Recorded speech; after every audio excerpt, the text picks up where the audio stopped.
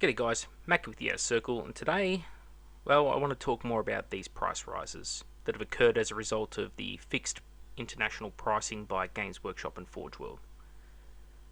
It's now been a day, and the reality of these prices is set in fully at this point. The pricing is clearly unfair, but that's not what I want to focus on. Instead, I want to focus on the other issues around that, which are worth checking out. Firstly, the checkout portal on Forge World's site is broken. Instead of giving you the correct total, it converts your currency into pounds, so that a mini that was £185 is now 430 Australian dollars. That's not the problem. The problem is when you click the checkout, it then turns it back into 430 pounds. And on top of this, it also charges you a conversion fee if you check out. The fact that they didn't even bother to test their website is worrying enough, but that isn't all. The second problem is an utter lack of consistent pricing, with an Atropos Knight and a Castigator costing the same amount in pounds, but there is almost a $90 difference on the Australian end, about 20%. What justified that move? The third issue is that Forge World and the Warhammer community teams are posting a cut-paste response assuring us that they don't understand how the accountomancers price their products. But at the same time, they also assure us that we're getting a bargain. And it was pointed out to me by a close friend's wife, however, how can you say we don't understand the pricing structure and yet you're getting a bargain in the same sentence? They're mutually exclusive statements. As for the petition I started last night, it's going well, with thousands now flocking to the petition. I noticed, however, to my disappointment, that some UK hobbyists have been defending the move. I understand that for many in the UK, the new pricing is a boon, with postage better reflecting the true costs now to you. But for much of the world, these prices are much higher, between 10% at the low end and 40% higher at the high end. This isn't due to shipping nor taxes, as many countries like my own will charge the import tariff directly to the consumer after the purchase, requiring even more financial outlay.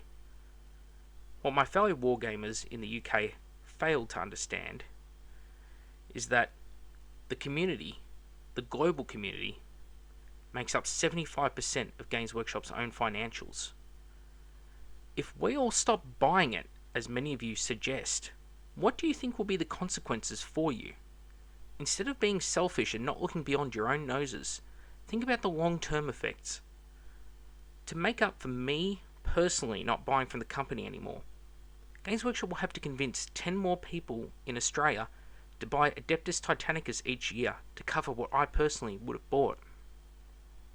If enough people like me leaves, what will happen then? Do you think Games Workshop will maintain such fine rates for their European customers, or do you think they'll increase the cost to you or even lower their output of new content to make up for the losses in income? Do not fall into the trap of feeling like this is a problem isolated to the other side of the globe. It isn't. Our actions here in Australia, New Zealand, the United States, Canada, the European Union will all affect the UK, and no amount of telling us to ignore it, not buy it, or simply telling us to shut up will fix any of that. Also, you need to remember this. The UK prices on their website include a 20% VAT sales tax. Before any conversion into another currency is done, you have to remove that amount first. And then you convert the price into another currency. So, a £100 model is really an £80 model. If Australia was charged at these rates and our own taxes applied, the miniatures would actually sell for less here than they do in the UK, but obviously they would incur increased shipping fees. This is not the case, however, with exorbitant fees and pricing and price rises that are being tacked on by Games Workshop and only Games Workshop out of all the miniature providers in Europe, America, and the world. This is why the average gamer globally is angry. Not because of any one thing, but a comedy of errors. Mismatched pricing which fluctuates from model to model. A site that fails to function correctly. Additional hidden fees such as currency exchange fees, markups from a few dollars to, or in the case of the war, tighten a $700 discrepancy between currencies. And all of this has been thrust onto the player at once, and due entirely to a few clicks from a mouse at the head office. Think about it this way, if you will. Forge World for years charged you for a product. Only 80% of the money that went into that product went to them. The other 20% went to the UK government in taxes. The remaining 80% is what they decided suited their needs.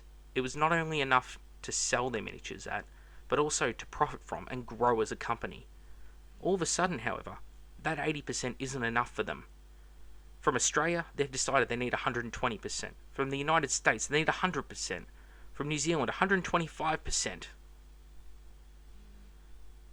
They're still charging you a shipping fee too, so it's not like the extra amount you're paying is to cover the shipping. This is outright greed, far beyond what is justifiable to make a profit. We know that you make a profit in the UK, charging the prices you did. But this story about how the consumer is better off now is farcical. There is not one single item that is cheaper. Even Rhino doors from Forge World now cost as much in Australia for 2 sets of doors as to buy an entire Rhino does in the UK.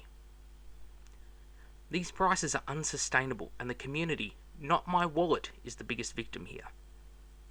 Now I hear people say, how can you say, after complaining about the prices, that the community is somehow the victim?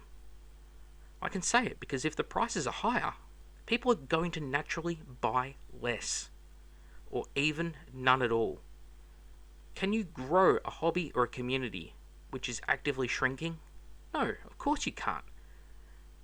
And that from day one has been my biggest gripe with Games Workshop's pricing model. Not what it costs me personally, but what it costs the people around me. I live in a country town. Barely 100,000 people live here. Maybe. There are no Adeptus Titanicus players here.